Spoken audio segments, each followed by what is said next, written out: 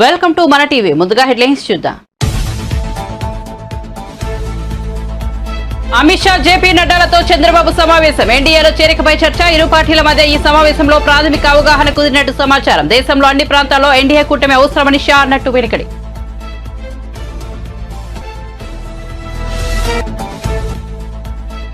కేసీఆర్ స్థానంలో బీఎస్సీకి వచ్చిన Harish. BSc member కాదంటూ శ్రీధర్ బాబు అభ్యంతరం. ఈ నెల 14 వరకు జరగనున్న బడ్జెట్ సమావేశాలు.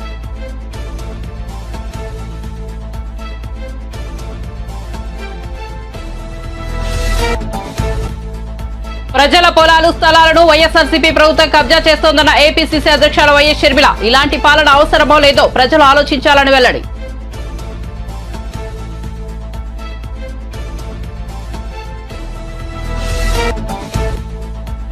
ఆర్టీసీ బస్సులో అసెంబ్లీకి వచ్చిన ఎమ్మెల్సీ బల్మూరి వెంకట్. నాంపల్లిలో బస్సు ఎక్కి అసెంబ్లీ వద్ద దిగిన వెంకట్. ఉచిత బస్సు ప్రయాణంపై మహిళలను అడిగి తెలుసుకున్న ఎమ్మెల్సీ.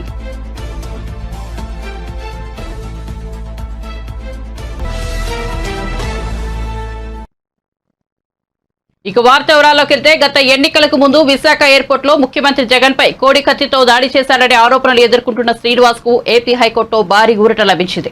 ఆయనకు ఏపీ హైకోర్టు బెయిల్ మంజూరు చేసింది. శ్రీను బెయిల్ పిటిషన్ ను విచారించిన కోర్టు జనవరి 24న తీర్పును రిజర్వ్ లో పెట్టి ఈ రోజు తీర్పును వెలువరించింది. గత 5 ఏళ్లుగా శ్రీను జైల్లోనే మగ్గిపోతున్న సంగతి తెలిసిందే. మరోవైపు శ్రీనుకు హైకోర్టు పలు షరతులు విధించింది. కేసు గురించి మీడియాతో మాట్లాడకూడదని ఆదేశించింది. 25,000 పూచీకత్తుతో 2 షూరిటీలు సమర్పించాలని చెప్పింది. ప్రతి ఆదివారం ముమ్మిడివరం పిఎస్ లో హాజరు కావాలని ఆదేశించింది. ర్యాలీలో పాల్గొనకూడదని షరతు విధించింది. హైకోర్టు తీరుపై దళిత పౌర హక్కు సంఘాలు హర్షం వ్యక్తం చేశాయి. ఈ కేసులో జగన్ రెండో సాక్షిగా ఉన్నారు. విమానాశ్రయం అసిస్టెంట్ కమాండెంట్ దినేష్ కుమార్ తొలి సాక్షిగా ఉన్నారు. ఎన్ఐఏకు దినేష్ తన వాంగ్మూలాన్ని ఇచ్చారు. రెండో సాక్షిగా ఉన్న జగన్ మాత్రం తాను కోర్టుకు రాలేనని చెప్తూ అడ్వకేట్ కమిషనర్ నియమించి తన తరపున ఆయన సాక్ష్యం చెప్పేలా పిటిషన్ వేశారు. దీంతో జగన్ తరపున అడ్వకేట్ కమిషనర్ కోర్టుకు హాజరవుతున్నారు. ఇంకోవైపు కుట్రకోణంపై మరింత లోతైన విచారణ జరపాలని కోరుతూ మరో పిటిషన్ వేశారు. ఈ పిటిషన్ పై విచారణ జరిపిన ఎన్ఐఏ కోర్టు 2023 జూలై 25న పిటిషన్ ను డిస్మిస్ చేసింది. దాడి విమానాశ్రయంలో జరగడంతో కేసు ఎన్ఐఏ పరిధిలోకి వెళ్లింది. విజయవాడలోని ఎన్ఐఏ కోర్టు కేసును విచారించింది. 2014 మేలో శ్రీనివాస్ కు ఎన్ఐఏ కోర్టు బెయిల్ మంజూరు చేసింది. దీంతో బెయిల్ రద్దు చేయాలంటూ హైకోర్టులో ఎన్ఐఏ అధికారులు పిటిషన్ వేశారు. ఈ క్రమంలో ఆయన బెయిల్ రద్దయింది. ఇప్పుడు ఆయనకు హైకోర్టులో బెయిల్ మంజూరు చేసింది. ప్రస్తుతం యావత్ దేశం దృష్టి లోక్సభ ఎన్నికలపై ఉంది. కేంద్రంలో ప్రధాని మోదీ హ్యాట్రిక్ కొడతారా లేదా విపక్షాల కూటమి బీజేపీ జోరుకు బ్రేక్ వేస్తుందా అనే ఉత్కంఠ నెలకొంది. ఈ క్రమంలో పలు మీడియా సంస్థలు ఓటర్ల నాడి ఎలా ఉంది అనే దానిపై సర్వేలు నిర్వహిస్తున్నాయి. ప్రముఖ జాతీయ మీడియా ఇండియా టుడే నిర్వహించిన మూడ్ ఆఫ్ ది నేషన్ సర్వేలో ఏపీలో టీడీపీ అఖండ విజయాన్ని సాధించబోతోందని తేలింది. ఏపీలోని మొత్తం 25 లోక్సభ స్థానాలకు గాను టీడీపీ ఏకంగా 17 స్థానాల్లో జయకేతనం ఎగరవేస్తుందని సర్వే చెప్పింది. అధికార వైసీపీ కేవలం 8 స్థానాలకే పరిమితం కానుందని తెలిపింది. వచ్చే ఎన్నికల్లో టీడీపీకి 45% ఓట్లు వస్తాయని సర్వేలో తేలింది. వైసీపీకి 41.1%, బీజేపీకి 2.1%, కాంగ్రెస్ కు 2.7% ఓట్లు వస్తాయని సర్వే తెలిపింది. తెలంగాణ అసెంబ్లీ బడ్జెట్ సమావేశాలు ప్రారంభమయ్యాయి. ఈ ఉదయం గవర్నర్ ప్రసంగం ముగిసిన వెంటనే ఉభయ సభలు రేపటికి వాయిదా పడ్డాయి. అనంతరం బీఎస్సీ సమావేశం జరిగింది. అసెంబ్లీ స్పీకర్ ప్రసాద్ కుమార్ అధ్యక్షతన సమావేశం జరిగింది. ఈ సమావేశంలో సమావేశాల 10 దినాలు ఎజెండాను ఖరారు చేశారు. మరోవైపు బీఎస్సీ సమావేశం సందర్భంగా ఆసక్తికర సన్నివేశం చోటు చేసుకుంది. సమావేశానికి కేసీఆర్ కు బదులుగా హరీష్ రావు వచ్చారు. తన బదులుగా హరీష్ వస్తారని కేసీఆర్ ముందుగానే సమాచారం ఇచ్చారు. అయినప్పటికీ హరీష్ రావడంపై మంత్రి శ్రీధర్ బాబు అభ్యంతరం వ్యక్తం చేశారు. బీఎస్సీలో మెంబర్ కాకుండా హాజరు కావడంపై అభ్యంతరాన్ని తెలియజేశారు. స్పీకర్ అనుమతితో కేసీఆర్ స్థానంలో తాను హాజరయ్యానని హరీష్ చెప్పినప్పటికీ అలా కుదరదని శ్రీధర్ బాబు స్పష్టం చేశారు. దీంతో చేసేదేమీ లేక కాసేపటి తర్వాత సమావేశం మధ్యలో ఆయన బీఎస్సీ నుంచి బయటకు వచ్చారు. బీఎస్సీ సమావేశానికి కాంగ్రెస్ తరపున CM Revanth Reddy, deputy CM బట్టి విక్రమార్క, మంత్రులు శ్రీధర్ బాబు, పొన్నం ప్రభాకర్ తదితరులు హాజరయ్యారు. బీఆర్ఎస్ నుంచి కడియం శ్రీహరి, బీజేపీ నుంచి మహేశ్వర్ రెడ్డి, సిపిఎం నుంచి కూనంనేని సాంబశివరావు, ఎంఐఎం నుంచి అక్బరుద్దీన్ ఓవైసీ హాజరయ్యారు. ప్రజల పొలాలు, స్థలాలను వైఎస్ఆర్సీపీ ప్రభుత్వం కబ్జా చేస్తోందని ఏపీసీసీ అధ్యక్షులు వైఎస్ షర్మిల ఆరోపించారు. ఇలాంటి పాలన అవసరమో లేదో ప్రజలు ఆలోచించాలన్నారు. గుంటూరు జిల్లా తెనాలి మండలం కొలకలూరులో ఆమె పర్యటించారు. ఇప్పుడు వైసీపీ ప్రభుత్వము అధికారంలో ఉంది.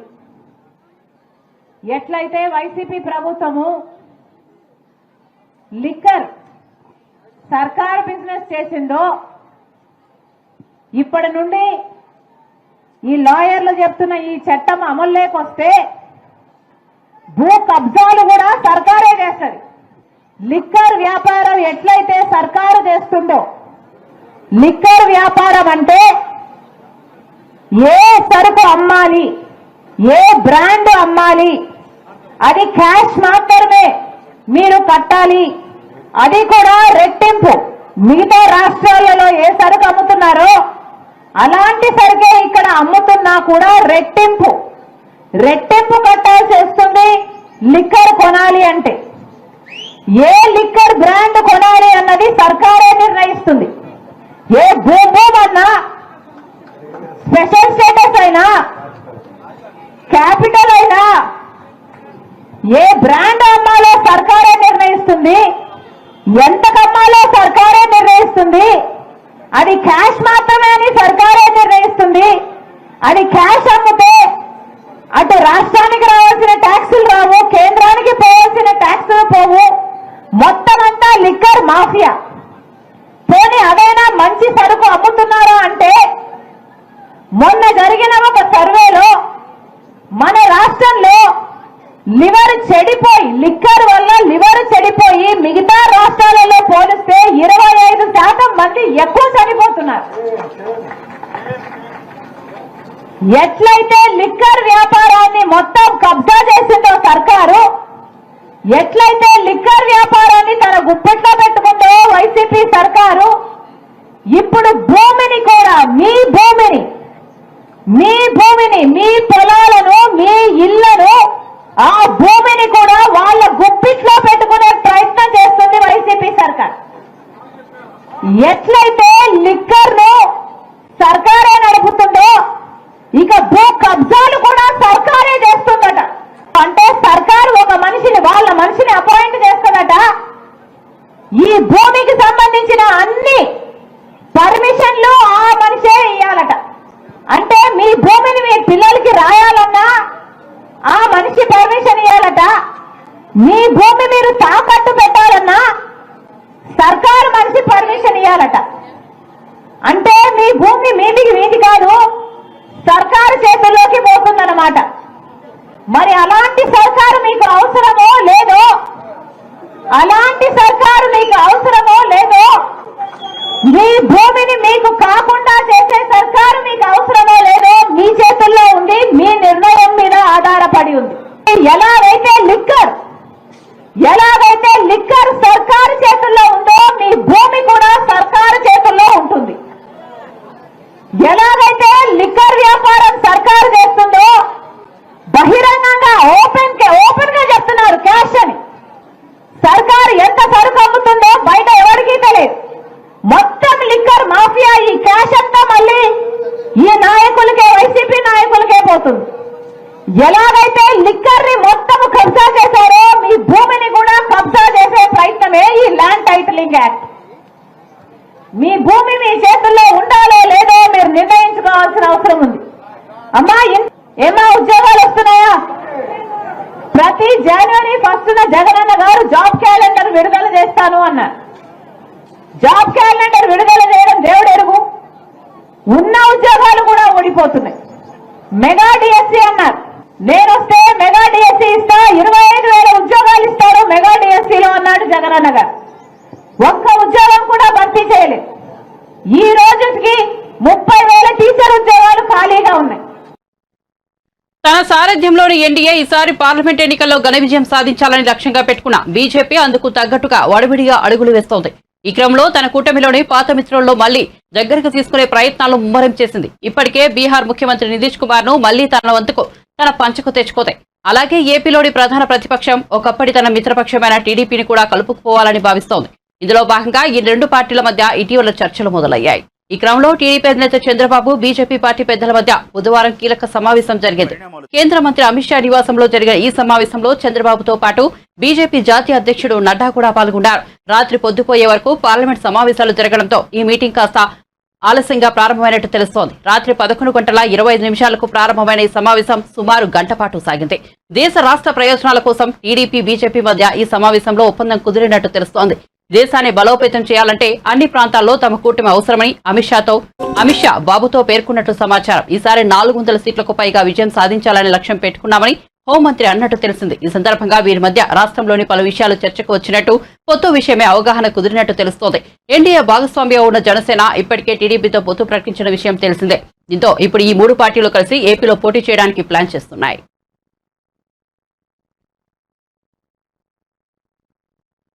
తెలంగాణ బడ్జెట్ సమావేశాలు గురువారం ప్రారంభమయ్యాయి. ఈ సమావేశాల కోసం ఎమ్మెల్సీ బల్మూరి వెంకట్ ఆర్టీసీ బస్సులో ప్రయాణించి వచ్చారు. నాంపల్లిలో బస్సు ఎక్కిన వెంకట్ అసెంబ్లీ వరకు ప్రయాణించారు. ఈ సందర్భంగా ఉచిత బస్సు ప్రయాణంపై మహిళలను అడిగి తెలుసుకున్నారు. ఉచిత ఆర్టీసీ బస్సు ప్రయాణంపై మహిళలు సానుకూలంగా స్పందించారు. ఆర్టీసీ బస్సులో మహిళలకు మాత్రం ఉచితం కాబట్టి ఎమ్మెల్సీ వెంకట్ కండక్టర్ కు డబ్బులు ఇచ్చి టికెట్ కూడా తీసుకున్నారు. వెంకట్ గన్ పార్క్ వద్ద అమరవీరుల స్తూపానికి నివాళులర్పించారు. ఈ సందర్భంగా మాట్లాడుతూ అమరవీరుల ఆశీస్సులతోనే తాను ఈ స్థాయికి ఎదిగానన్నారు. విద్యార్థుల పక్షాన చేసిన పోరాటాన్ని గుర్తించి వారికి ప్రతినిధిగా తనను ముఖ్యమంత్రి రేవంత్ రెడ్డి, ఉప ముఖ్యమంత్రి మల్లుబట్టి విక్రమార్క, ఇతర అగ్రనాయకులు శాసనమండలికి పంపించారని పేర్కొన్నారు. తాను 10 ఏళ్ల పాటు యువకుల పక్షాన పోరాటం చేశారని బల్మూరి వెంకట్ తెలిపారు. ఇప్పుడు ఆ యువకుల సమస్యలు తీర్చడానికి తన వంతు కృషి చేస్తానని అమరవీరుల సాక్షిగా హామీ ఇస్తున్నానన్నారు. విద్యార్థులు, యువకులు ఎలాంటి సమస్య ఉన్నా తన దృష్టికి తీసుకురావచ్చన్నారు. ఎప్పటికీ తన కులం యువకులమే అన్నారు. ప్రతి సమస్యను ప్రభుత్వం దృష్టికి తీసుకువెళ్లి పరిష్కరించే ప్రయత్నం చేస్తామన్నారు.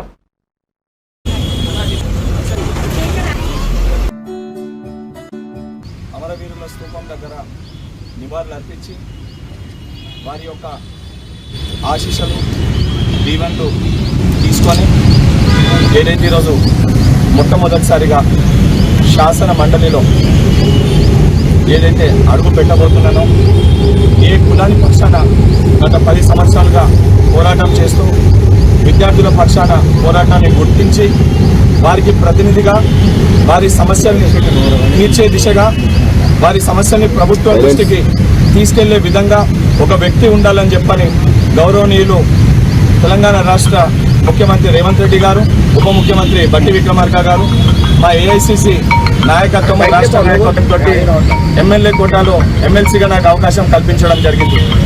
ఏదైతే గత 10 సంవత్సరాలు ఏదైతే నా కులాని పక్షాన, నా యువ కులాని పక్షాన ఏ విధంగా వాళ్ళకు అండదండగా నిల్చున్నానో తప్పనిసరిగా నా వైపు, తప్పనిసరిగా యువ కులాని వైపు, విద్యార్థుల వైపే బల్మూరి వెంకట్ ఉంటాడు. వారి యొక్క సమస్యల్ని ముఖ్యమంత్రి గారి యొక్క సూచనల మేరకు ప్రతి ఒక్క వారు ఎదుర్కొంటున్న సమస్యల్ని తెలుసుకొని వారి సమస్యల్ని ముఖ్యమంత్రి గారి దృష్టికి తీసుకొని వెళ్ళి ప్రతి సమస్య పరిష్కారానికై నా వంతు పాత్ర పోషిస్తానని చెప్పని తెలంగాణ అమరవీరుల స్తూపం సాక్షిగా తెలంగాణ రాష్ట్ర వ్యాప్తంగా ఉన్న ప్రతి ఒక్క విద్యార్థికి, ప్రతి ఒక్క యువకునికి బల్మూరి వెంకట్గా నేను వాగ్దానం చేస్తున్నాను. తెలంగాణ బడ్జెట్ సమావేశాల వేళ శాసనసభకు హుజూరాబాద్ ఎమ్మెల్యే పాడి కౌశిక్ రెడ్డి ఆటోలో వచ్చి నిరసన వ్యక్తం చేశారు. రాష్ట్రంలో ఆటో కార్మికుల సమస్యలను ప్రభుత్వం పరిష్కరించలేదని ఆరోపించారు.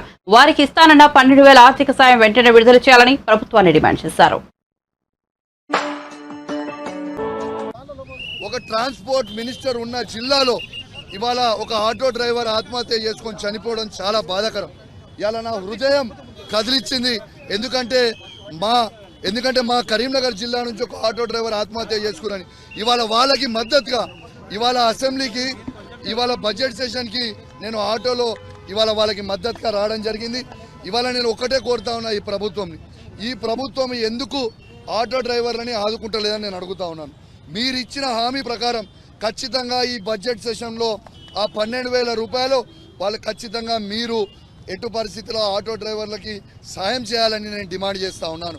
ఎందుకంటే ఈ 10 రోజులలో ఇవాళ మీరు 10 రోజులు దాటేస్తే మళ్ళీ తర్వాత ఎలక్షన్ కోడ్ అంటారు, మీరు దీనికి స్పందించారు. కాబట్టి నేను ఖచ్చితంగా ఆటో డ్రైవర్ల పక్షాన కోరుతా ఉన్నాను, ఎటు పరిస్థితిలో వాళ్ళకి మాత్రం మీరు ఈ 12,000 రూపాయలు మీరు ఎలక్షన్ హామీలు ఏదైతే ఇచ్చిరో వాళ్ళకి మద్దతు ధర వాళ్ళకి ఆ 12,000 ఇవ్వాలని నేను డిమాండ్ చేస్తూ ఉన్నాను. ఇప్పటిదాకా దాదాపు 21 మంది ఆటో డ్రైవర్లు ఆత్మహత్య చేసుకోవడం చాలా బాధాకరం అని చెప్పి సందర్భంగా తెలియజేస్తూ ఉన్నాను. ఈ 2 నెలలనే ఇలా 21 మంది ఆత్మహత్య చేసుకుంటే ఇంకా 5 సంవత్సరాలలో వీళ్ళు ఈ పరిస్థితిలో ఉంటే ఎంతమంది ఆటో డ్రైవర్లు ఆత్మహత్య చేసుకుంటారు? కాబట్టి ఈ ఆటో డ్రైవర్లకి మద్దతుగా నేను ఇవాళ వీళ్ళకి సపోర్ట్ చేస్తూ ఇవాళ ఆటోలో అసెంబ్లీకి రావడం జరిగిందని తెలియజేస్తూ సెలవు తీసుకుంటాను. జై తెలంగాణ.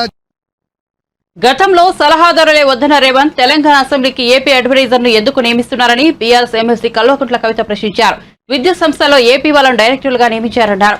మహేందర్ రెడ్డిపై అవినీతి ఆరోపణలు వస్తున్నాయని టీఎస్పీఎస్సీ చైర్మన్ గా ఆయన తొలగించి న్యాయ విచారణకు ఆదేశించాలని డిమాండ్ చేశారు. 1,00,000 కోట్ల రూపాయలు సంపాదించుకున్నారు మహేందర్ రెడ్డి గారు అని అవినీతి ఆరోపణలు వచ్చినాయి.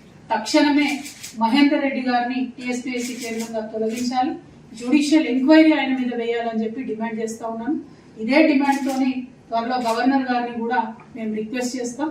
ఎందుకంటే టీఎస్పీఎస్సీని ఇంపీచ్ చేయాల్సి వస్తుంది, రద్దు చేయాల్సి వస్తుంది తప్పితే వాళ్ళంతటి వాళ్ళు రెసిగ్నేషన్ చేసిన ఒప్పుకునే పరిస్థితి ఉండదు. జటిలమైనటువంటి ప్రక్రియ. నా బాధ ఏంటంటే టీఎస్పీఎస్సీ బాలేదు మేమేదో నిరుద్యోగులకు అన్యాయం చేసినామని ప్రచారం చేసుకొని వాళ్ళ ప్రభుత్వంలోకి వచ్చినటువంటి మీరు మరి ఒక అవినీతి పరుడైనటువంటి వ్యక్తి అనే ఆరోపణలు వస్తున్నటువంటి వ్యక్తి చైర్మన్ గా, మా ప్రభుత్వంలో 5 సంవత్సరాలు డీజీపీగా పనిచేసినటువంటి వ్యక్తిని చైర్మన్ గా వేసుకొని, ఆంధ్రాలను మెంబర్లు వేసుకొని, పొలిటీషియన్స్ ని మెంబర్లు వేసుకొని తెలంగాణ యువకులకు ఎట్లా న్యాయం చేస్తారు ఇవాళ మీరు చెప్పాలి. ఎందుకంటే మీరు డిసెంబర్ లోపల 2 లక్షల ఉద్యోగాలు ఇస్తారు, కేవలం 60 మాత్రమే మీరు కొత్తగా నోటిఫై చేసిన ఉద్యోగాలు ఇస్తున్నారు తప్పితే మిగతా అన్ని పాత ఇదివరకే కేసీఆర్ గారు ఇచ్చినటువంటి ఉద్యోగాలని మళ్ళీ కొత్తగా నేను ఇస్తున్నాను ప్రకటించుకుంటున్నాను. నిన్న సింగరేణి ఇచ్చిన 400 అంతే, అంగన్వాడీలను అప్గ్రేడ్ చేసిన మినీ అంగన్వాడీలను అంతే, స్టాఫ్ నర్సులను అంతే, రేపు రాబోయే 15,000 కానిస్టేబుల్ ఉద్యోగాలు కూడా కేసీఆర్ గారు నోటిఫై చేసినాయి. సో మీరు చేయని పనులు మీరు చేసినట్టుగా క్రెడిట్ తీసుకోవడం ఆపేసి మీరు సక్రమంగా నిర్వహిస్తానని చెప్పి ప్రజలకు వాగ్దానంలో చేసి అధికారంలోకి ఏదైతే వచ్చారో దాన్ని సరిచేయమని చెప్పి నేను డిమాండ్ చేస్తూ, హైదరాబాద్ లో గచ్చిబౌలిలో బంజారాస్లో 4 గంటలు కరెంట్ పోతుంది. ఏదైతే ఇండస్ట్రీస్ కోసం పార్కులు పెట్టినామో అందులో 3 గంటలు కరెంట్ పోతుంది. ఇక రైతులనైతే పట్టించుకున్న నాదులు లేదు, ఎప్పుడు కరెంట్ వస్తుందో ఎప్పుడు పోతుందో తెలియనటువంటి పరిస్థితి ఉన్నది. మీరు మొత్తం ఆందోళనను నేను 3 పేర్లు చదువుతాయి ఖచ్చితంగా. 4 ఎస్పీడిఎస్సీలో మీరు డైరెక్టర్లు పెట్టుకుంటే అలా నందకుమార్ అంటే ఆయన, నరసింహులు గారు అంటే ఆయన, సుధా మాధురి అనేటటువంటి మేడము, వీళ్ళందరినీ కూడా మీరు డైరెక్టర్లు వేసుకున్నారు. వీళ్ళను ఆంధ్రలను డైరెక్టర్లు వేయడానికి 7 సీనియారిటీ ఉన్నటువంటి తెలంగాణ వాళ్ళను పక్కన పెట్టి ధర్మాధికారి కమిషన్ ఇచ్చినటువంటి రిపోర్టుని మీరు ఆసరాగా చూపించి, ఒక సాకుగా చూపించి ఇవాళ ఆంధ్రలను తీసుకొచ్చి తెలంగాణ కరెంటు మలిపోయే విషయంలో మీరు కూసబెట్టింది. మరి కరెంట్ ఎట్లా వస్తుందండి, ఎట్లుంటది? తెలంగాణ ప్రయోజనాల మీద వాళ్ళకి ఏం ఇంట్రెస్ట్ ఉంటుంది? ఇక ఇంకా కామెడీ ఏంటంటే ఇప్పుడు ఉన్నటువంటి గౌరవ ముఖ్యమంత్రి గారే అసలు అడ్వైజర్లే ఉండొద్దు అని కోర్టు పోయి కేసులు వేసి, ఎవరు ఉండొద్దట అడ్వైజర్లు రాష్ట్రంలో, వాళ్ళు వేస్ట్, వాళ్ళేం అడ్వైజర్లు ఇస్తారని చెప్పారు.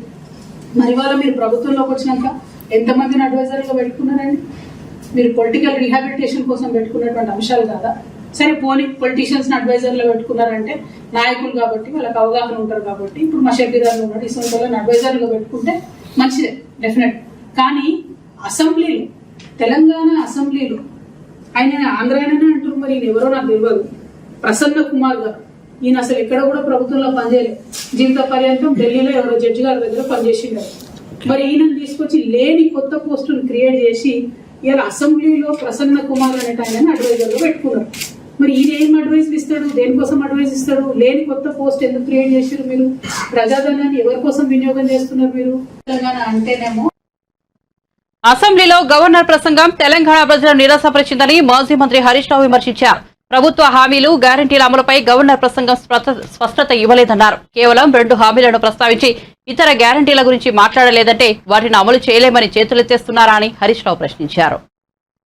గవర్నర్ గారి ప్రసంగాన్ని మనందరం కూడా విన్నాం. నార్మల్ గా గవర్నర్ గారి ప్రసంగం అనేటువంటిది ఒక విజన్ డాక్యుమెంట్ లాగా, అంటే ప్రభుత్వం యొక్క విజన్ డాక్యుమెంట్ లాగా అందరం కూడా చూస్తూ ఉంటాం. కానీ ఈసారి గవర్నర్ గారి ప్రసంగం చాలా పేలవంగా ఉంది. ప్రభుత్వం తన విజన్ ను ఆవిష్కరించలేకపోయిందని మాత్రం చెప్పక తప్పదు.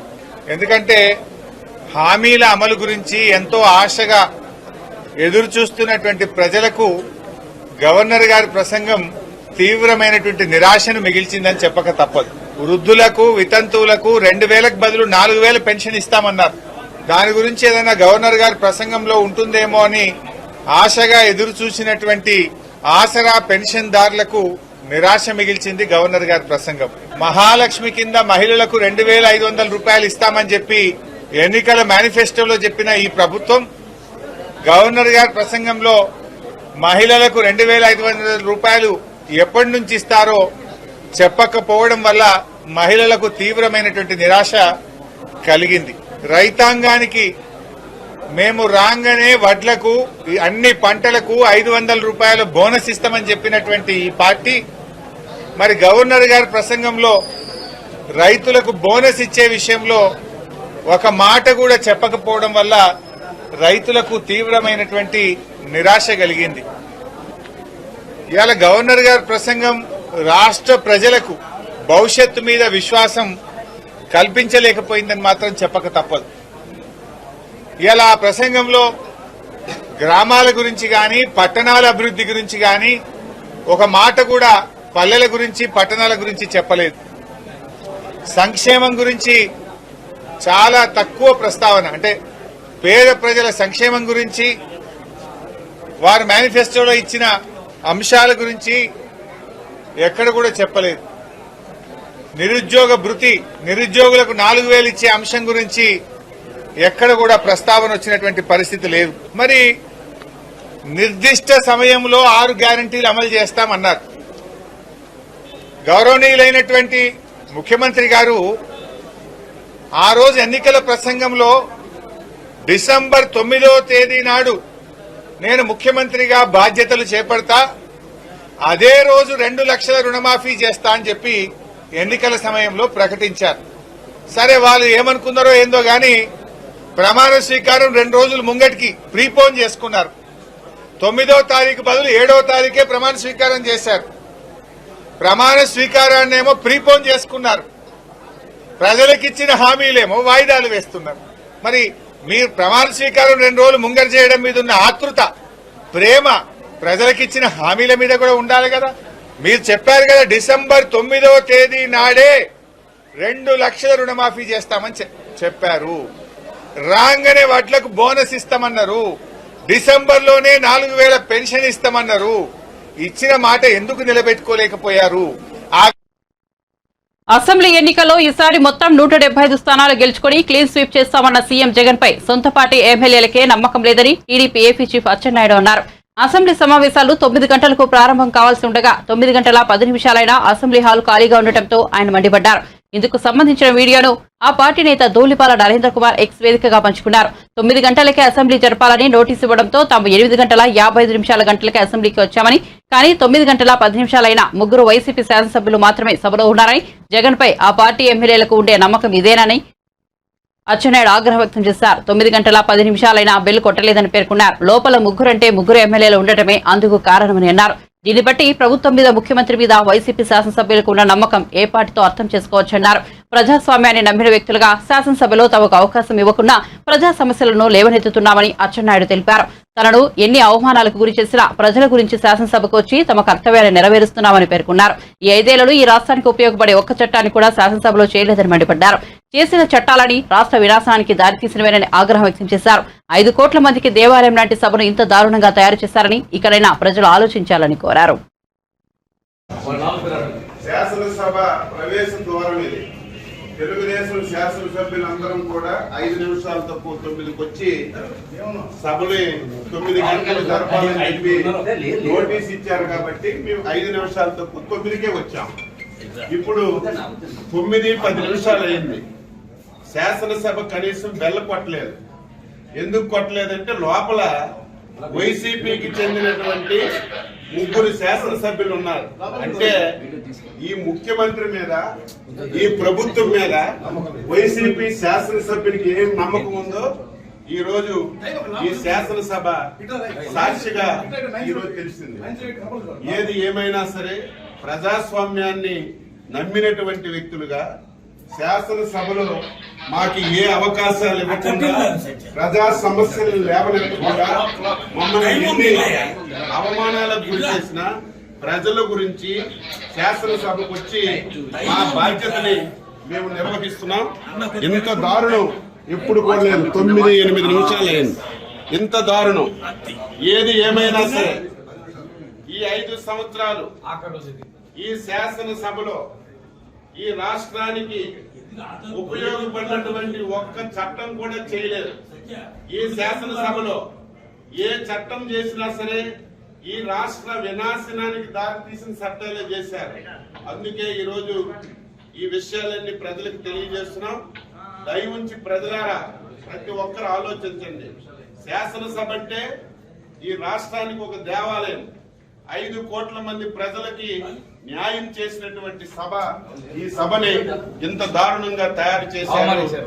ఈ రోజు జగన్మోహన్ రెడ్డి ముఖం చూడాలన్నా, శాసనసభకు రావాలన్నా నీ శాసనసభ్యులే ఈ రోజు రావడం లేదంటే ఇప్పటికైనా సిగ్గు తెచ్చుకోమని చెప్పి ఈ సందర్భంగా కోరుతున్నాం. 10 నిమిషాలైంది. మేము ప్రజాస్వామ్యాన్ని నమ్మిన వాళ్ళగా శాసనసభని గౌరవించాలని 5 నిమిషాల తక్కువ 9కి వస్తే నీ అధికార పార్టీ సభ్యులు ఒక్కరు కూడా రాలేదంటే బుద్ధి తెచ్చుకో జగన్మోహన్ రెడ్డి అని చెప్పి. కాంగ్రెస్ పాలనపై బీఆర్ఎస్ ఎమ్మెల్సీ కవిత చేసిన విమర్శలపై మంత్రి కొండా సురేఖ కౌంటర్ ఇచ్చారు. మహేందర్ రెడ్డిపై అవినీతి మరకే ఉంటే మీ ప్రభుత్వంలో డీజీపీగా ఎందుకు కూర్చోబెట్టారని ప్రశ్నించారు. మహేందర్ రెడ్డి 36 ఏళ్లుగా ప్రభుత్వ విభాగాల్లో వివిధ హోదాల్లో పనిచేశారని తెలిపారు. అనుభవం ఉన్న వ్యక్తి కాబట్టి ఆయన్ను టీఎస్పీఎస్సీగా చైర్మన్ గా నియమించామని స్పష్టం చేశారు. ఎందుకు ప్రెస్ మీట్లు పెడుతుందో, ఎందుకు మాట్లాడుతుందో నాకైతే అర్థం కావట్లేదు. ఆమె మాట్లాడిన ప్రతి మాట కూడా దయ్యాలు వేదాలు వల్లించినట్టుగా ఉంటా ఉన్నాయి. 9.5 సంవత్సరాల వాళ్ళ కాలంలో తెలంగాణ కొట్లాడి తెచ్చుకున్న తెలంగాణ వాళ్ళ చేతిలో పెడితే తెలంగాణకు న్యాయం చేయలేదు, తెలంగాణ యువతకు న్యాయం చేయలేదు, ఎక్కడ అభివృద్ధి లేదు, నీళ్లు గాని నిధులు గాని నియామకాల విషయంలో పూర్తిగా నిర్లక్ష్యం చేసి యువత భవిష్యత్తును ప్రశ్నార్థకంగా చేసి తెలంగాణ అభివృద్ధిని మరి ఎక్కడ వేసిన గొంగలి అక్కడే ఉన్నట్లుగా చేసి ఒక 2 నెలలు కూడా మా ప్రభుత్వం వచ్చి కాకముందే ఈ రోజు ప్రభుత్వంపై 10 సంవత్సరాలు పరిపాలించిన వాళ్ళు మాట్లాడడం అనేది హాస్యాస్పదంగా ఉందని ఈ సందర్భంగా నేను కవిత గారికి చెప్తా ఉన్నాను.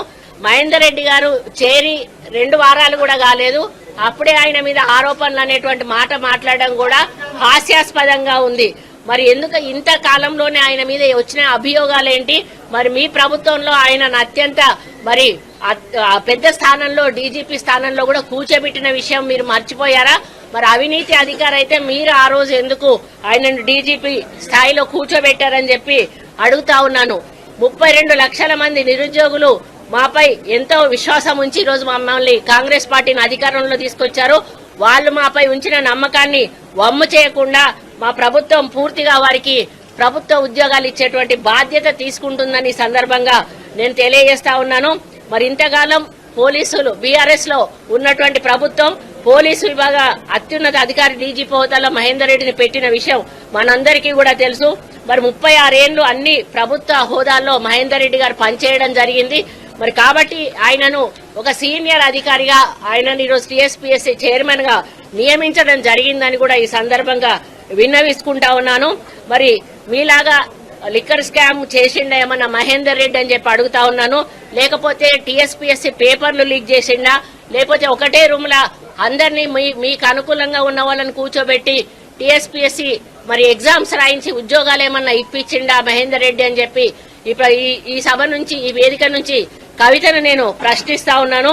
మరి ఆయనకు అవినీతి మరికే ఉంటే ఆ రోజు మరి మీరు ఎందుకు డీజీపీ స్థాయిలో ఆయనను కూర్చోబెట్టారని కూడా అడుగుతా ఉన్నాను. మరి 2 సార్లు సింగరేణిలో భారీ మెజారిటీతో గెలిపిస్తే మరి సింగరేణిని విధ్వంసం చేసింది ఎవరు? సింగరేణి ఫండ్స్ అన్ని కూడా తరలించకపోయింది ఎవరు అని చెప్తా ఉన్నాను. ఈరోజు సింగరేణి ఫండ్స్ అన్ని కూడా మరి సిరిసిల్ల గజ్వేలు మరి బులెటిన్ ముగించే ముందు హెడ్లైన్స్ మరోసారి చూద్దాం. అమిత్ షా జేపీ నడ్డాలతో చంద్రబాబు సమావేశం, ఎన్డీఏలో చేరికపై చర్చ. ఇరు పార్టీల మధ్య ఈ సమావేశంలో ప్రాథమిక అవగాహన కుదిరినట్టు సమాచారం. దేశంలో అన్ని ప్రాంతాల్లో ఎన్డీఏ కూటమి అవసరమని షా అన్నట్టు వెనకడే.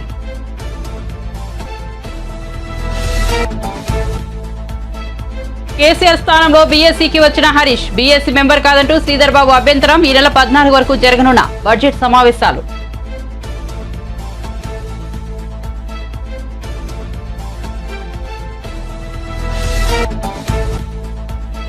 ప్రజల పొలాలు స్థలాలను వైఎస్ఆర్సీపీ ప్రభుత్వం కబ్జా చేస్తోందన్న ఏపీసీసీ అధ్యక్షులు వైఎస్ షర్మిల. ఇలాంటి పాలన అవసరమో లేదో ప్రజలు ఆలోచించాలని వెల్లడి.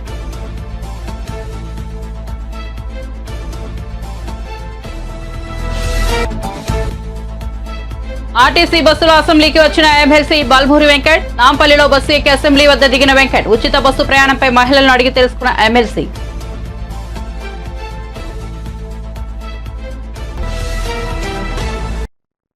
మరిన్ని అప్డేట్స్ కోసం చూస్తూనే ఉండండి మన టీవీ.